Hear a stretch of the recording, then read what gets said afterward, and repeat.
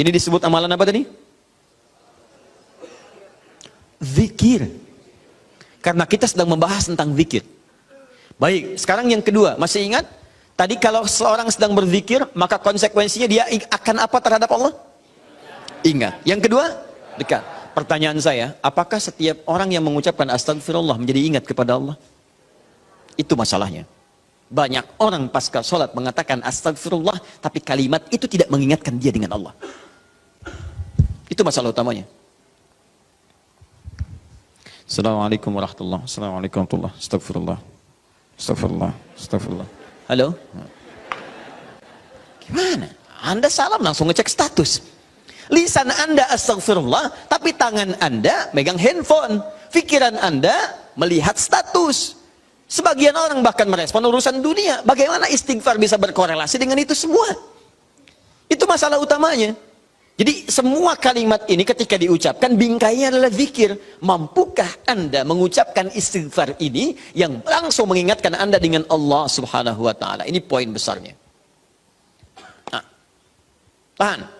Saya berikan rahasia besar dulu di sini. Kenapa Anda mesti mengucapkan kalimat ini? Buka Al-Qur'an surah ke-71. Surah apa itu? Surah apa? Nuh.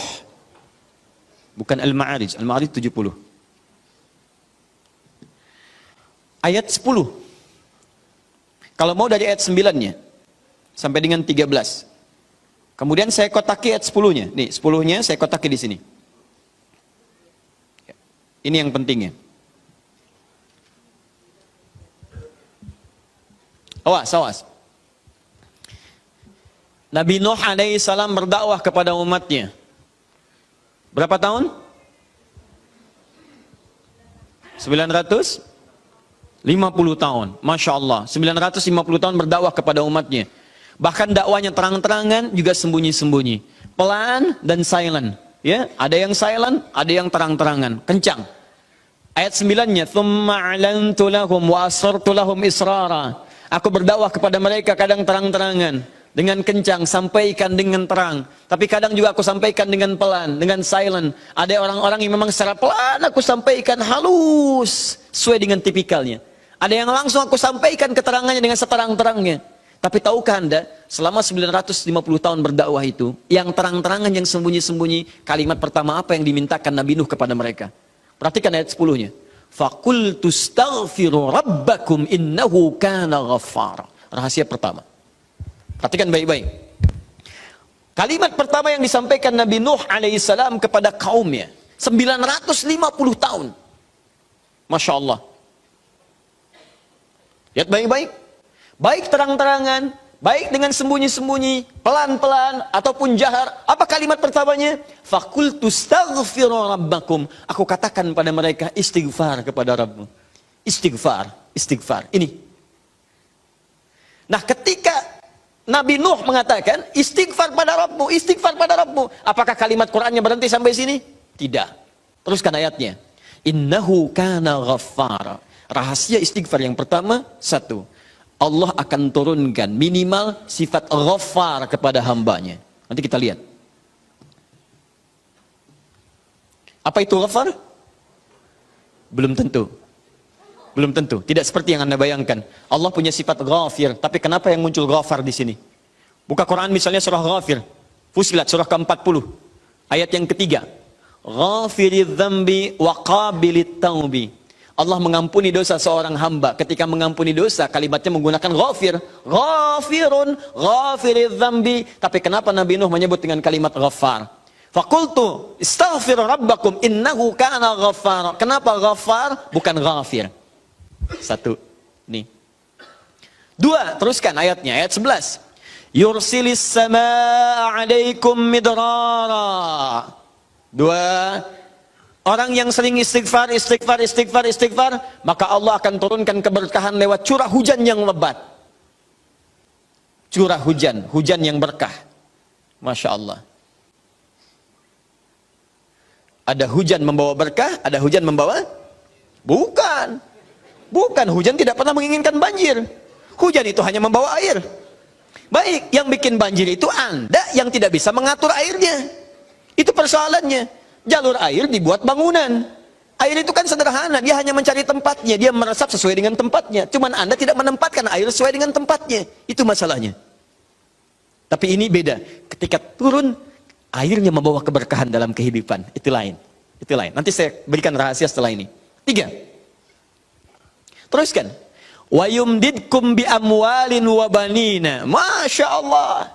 Ya istighfar, istighfar, istighfar. Ketika kamu istighfarnya benar kepada Allah, wa yumdidkum bi amwalin, maka Allah akan melimpah ruahkan harta benda Anda. Ya. Meluaskan harta. Banyak. Amwal bukan mal. Wa banina, bahkan keturunan.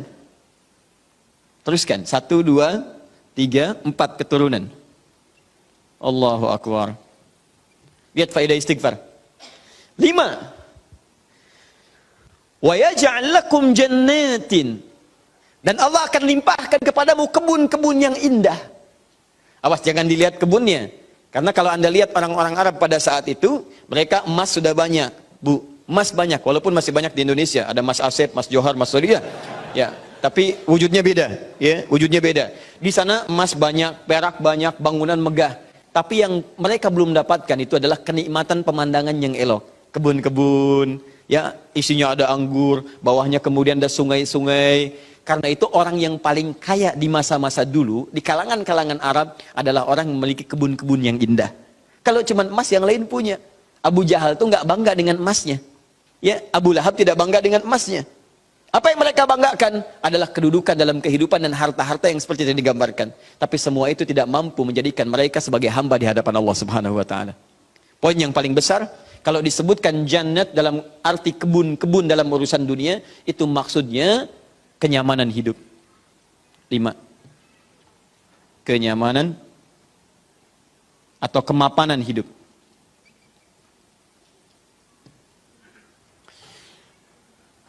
Wa yaj'al lakum anhara, kenikmatan hidup.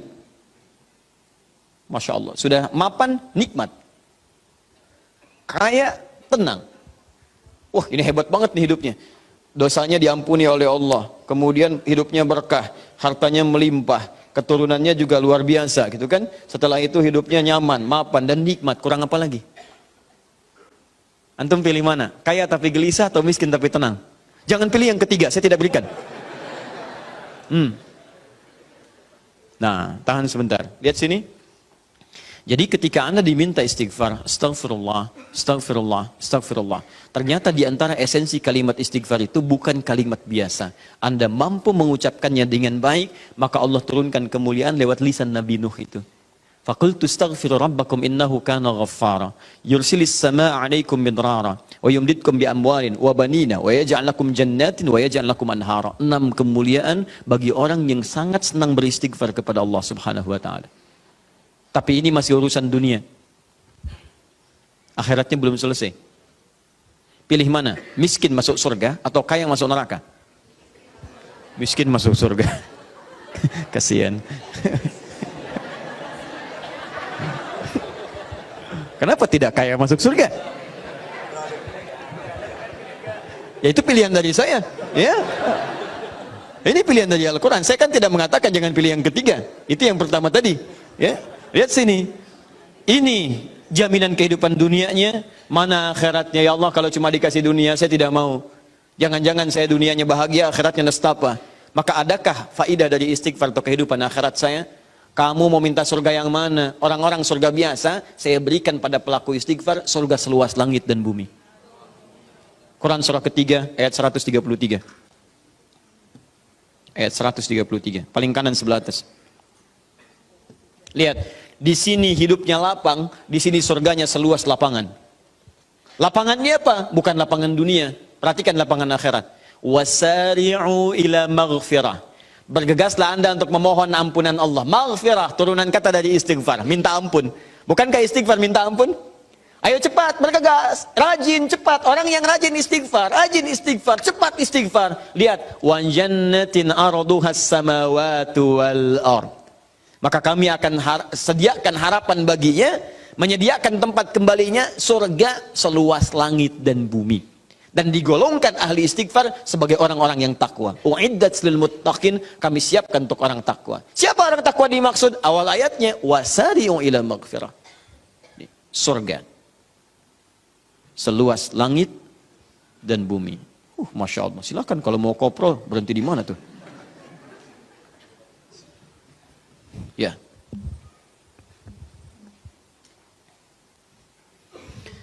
Nah, kalau ditawarkan begini, siapa yang tidak mengambil tawaran ini? Tapi persoalannya, kenapa orang banyak istighfar pasca salat bahkan lebih daripada 3 kali? Astagfirullah, astagfirullah, astagfirullah, astagfirullah, astagfirullah, astagfirullah. Tapi mapan juga tidak. Cek.